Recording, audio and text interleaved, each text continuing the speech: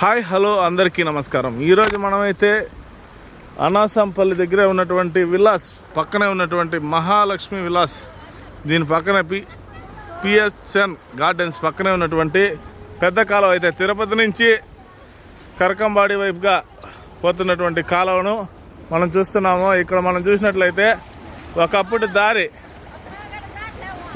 దారి అయితే ఆ పక్కనుంది. ఇక్కడైతే ఎవరో దీన్ని కబ్జా చేసి ఇక్కడ ఉన్నటువంటి కాలువ వరంబాకును కబ్జా చేసి చిన్నపాటి వర్షానికి ఆ పక్కన స్థానికులు కూడా అక్కడికి వాళ్ళ విలేజ్లకు చేరుకోలేకుండా ఇబ్బంది పడుతున్నారు.